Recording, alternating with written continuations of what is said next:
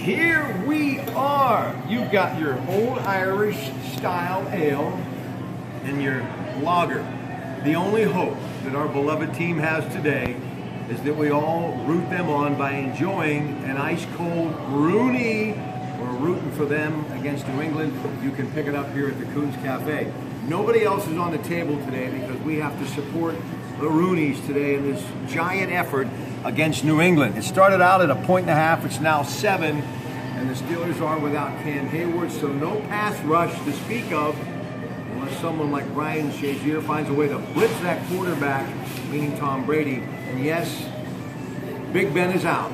So ladies and gentlemen, at 4:25, your television should be tuned to CBS KDK TV2 for the Steelers and Patriots. We begin with you, Greg Diolis of Diolis Law and Vantage Management. Well, Steelers' shot has to be that they hope that New England is bringing everybody up, 11 guys in the box trying to stop the run, and that Landry Jones can have one of those, day of his lifetime kind of days, get the ball over the top of that defense to loosen them up a little bit so that maybe in the latter parts of the game they can get Levy and Bell loose. I can't imagine Bell being able to run very successfully early. Get up right now. Here's what I want to talk about. Bill Belichick. Is this guy as good as people say he is, meaning the greatest National Football League coach ever in the great game? Or has he found a way to win that maybe others should, but a lot of people wouldn't be so happy if they did? Greatest ever? No. Among the top coaches. Every record proves it. Look at it. 4 Super Bowl wins, number of career wins. He's really passed some incredible coaches along the way with his total. And you can despise the guy. You can say he cheats, but he wins. Yeah, and I hate to be the one of those, I admit that this guy is one of those things because he's been so successful there. But you got to go back. If you're looking at his whole body of work, it wasn't all that successful in the first couple of stops. So he's had to reinvent himself. They talk about him in Cleveland. They weren't real happy with him. Yeah, but he's become seasoned, and there's no argument. Brady, a 6th-round pick. LeGarrette Blount really left for dead, if you will. Randy Moss found new life. Rob Gronkowski can be a wild stallion. He's found him to play 60 minutes of football. So the guy actually has a way with players, and he knows X and O's as good, if not as good as anyone else. So give the guy a little credit. Well, and look, they don't give up big plays on people. They don't give up the big bombs. They'll keep it in front of them.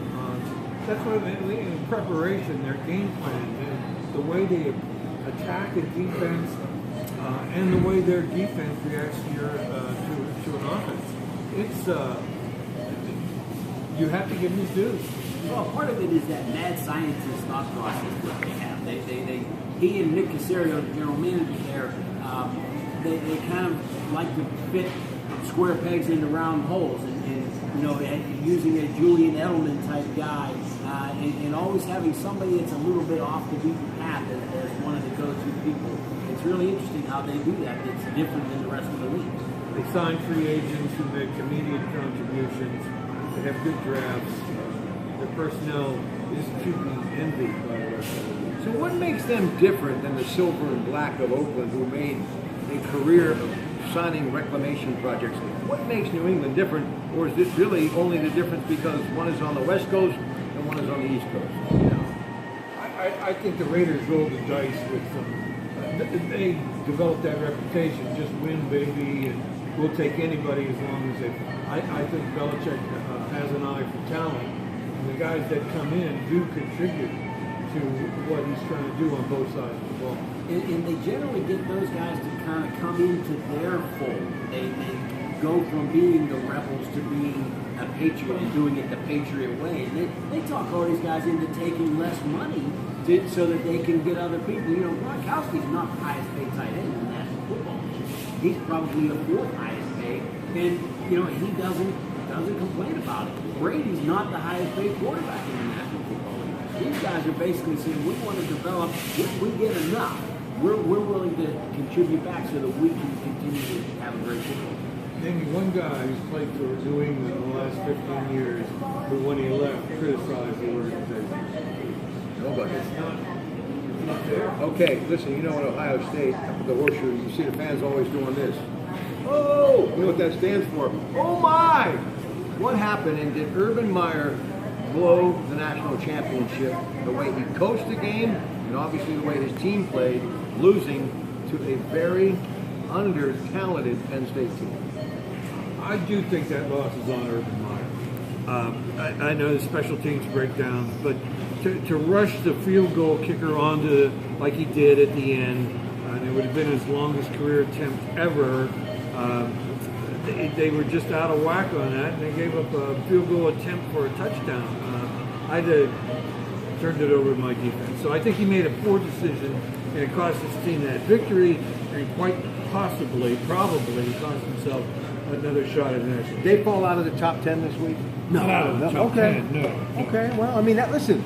But they go for There was two. a reason why Penn State was such a big underdog here, and it should have never got into that position where they were hoping somebody wouldn't block a field goal and take it 60 yards to the house. Yeah, but well, Penn State is not as bad as we thought they were going to be. You look at But are they in the having same beaten league as Minnesota- Ohio State? Well, They beat him. I know, that's one day, but I mean, going into You that game. refuse to accept the results of the outcome. Anyway, listen, I think there's no excuse for this one. And I know Urban Meyer's a stand-up guy. He's got to be as frustrated as I am. Not to say that I don't like Penn State, but look, I like Urban Meyer, and I really wanted them to have a chance to be there for the national championship. And even if they win everything outright the rest of the way, Big Ten, they're not going to be in the national championship game. Yeah, people know in ice water too. You can't always get what you want. I think that was Mick Jagger. You know, but that's, you know, it's the game. That's why they play it. And you can see this. It's bad weather. It's a wet field. They let Penn State hang around. These things happen in football. but I don't necessarily agree with you that they are dead. I hope not. They still win the Big Ten and get into the playoffs. Yeah. If you win the winner of the Big Ten is going to get into the playoffs. You got to beat Michigan, which is a big assignment, but it's not impossible either. So, what are there going to be? 4 teams in the Big Ten and the top 10 ranking countries? So, All right, let's move on quickly. Michael Doomer again doing a great job. Waynesburg grad shooting this on the AT&T phone. We appreciate your effort today, young man. I want to talk Penguins hockey. They get beat by Nashville. A lot of people are saying Coach Sidney gets back. Matt Murray gets a new deal. If you're Marc-Andre Fleury, you're a little skittish about that and thinking that maybe, even though I thought maybe I had another chance to do it again, meaning being a starting goaltender, it's pretty much written in stone now that if it isn't now, it's going to be later. That Matt Murray is going to be between the pipes and I'm going to be out of the job. no, look at the business decision. They signed him loans for 3 years, so he won't be available for the expansion draft this summer. That's what. And also, it's nice to have a good backup, something the Steelers need to start thinking about. Because Big Ben, they got to find a replacement for this guy. It's driving me nuts. Zach Mittenberger should have been starting this game today, but enough for the Steelers. What does that tell you, Matt Murray getting the new deal? Well, like you said, it's all about the protection for the long term, and we've already seen goaltenders get hurt, and when you've got 2 good ones, if you can fit them under the salary cap, maybe it's not such a bad thing to have 2 good ones. But they need to be able to figure out a way to make sure that each of those guys is getting enough work. And it been hit with an injury bug early on with Sidney Crosby and Chris Letang. And, well, I tell you what, I question the NHL and the schedule of 3 games in 4 nights and back-to-back games. I mean, I think you're really exposing these guys to a lot of injury. But that's, you know, if you lose, that's what you say. But everybody says the season goes too long. You got to condense your schedule to get enough games. Last thing, we're out of here. Cleveland, Tuesday night, World Series, Chicago. Who do you like? I like Cleveland as far as I would hope that they would be able to beat the Cubs. I'm not a Cubs fan. I don't like Joe Madden, but I think the Cubs has just got too much juice for them. Clubber and Merritt, but Salazar and Carrasco are out. And you've got Addison Russell, Anthony Rizzo, just 2 of a very powerful lineup. It's going to be tough. I think the only way they win this, meaning Cleveland, we're all hoping, is because of their manager, Terry Francona. I think he's what makes the difference for Cleveland. In the way that they've won, and in a 7-game series, you can manipulate your pitching staff anyway. I think that plays into their favor a little bit. And Corey Kluber's got the filthiest slider in baseball, I think. it's what a moment for Cleveland. Tuesday night, the Cavaliers get their rings.